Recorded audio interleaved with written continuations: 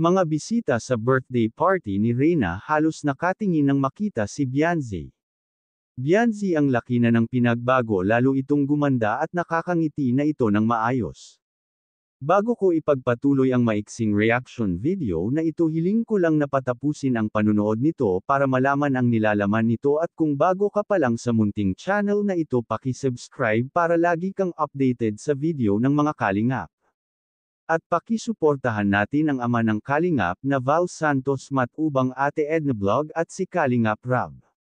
Isang mapagpalang araw sa inyong lahat mga kalingap, at shout out nga pala sa patuloy na sumusuporta sa aking YouTube channel, lalong-lalo na sa mga viewers natin na walang sawang nanunood at sumusuporta. Maraming salamat.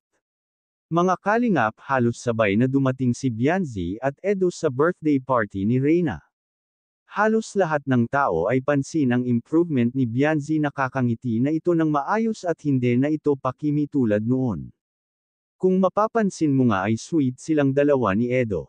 Talagang pinapakita nilang dalawa ang pagiging love team nila. Dahil nga birthday ito ni Reyna ay halos invited lahat ng mga beneficiary. Kung mapapansin natin ay talagang napaka-bongga ng birthday party ni Reyna, kahit si Kalingap Rab ay humanga sa venue nito. Talagang pinaghandaan nila ang selebrasyon na ito. Maswerte talaga itong si Reyna at napaka-bongga ng kanyang birthday party. Si Edo nga ang naging escort ni Reyna, katulad ng nag-birthday siya noon na si Edo ang escort na magpahanggang ngayon ay si Edo pa rin. Basta nasa poder ka ng kalingap ay talagang hindi pababayaan, at pag ganitong kaarawan ng kanilang beneficiaries ay laging may pasurpresang birthday party.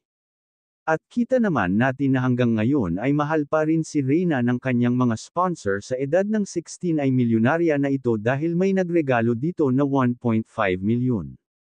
Buti na lang talaga at nasa pangangalaga si Reyna ng kalingap, kung nagkataon na sumama ito sa mga wakwak, wala siya ngayon matatanggap na malaking halaga. Mga kalingap, maraming viewers na nga rin ang nag-aabang ng birthday ni Beyonce, dahil sa lahat na beneficiaries ay si Beyonce na lang ang hindi pa nila nakikitang mag-birthday. Hanggang dito na lang ang update ko mga kalingap, maraming salamat at God bless sa inyong lahat.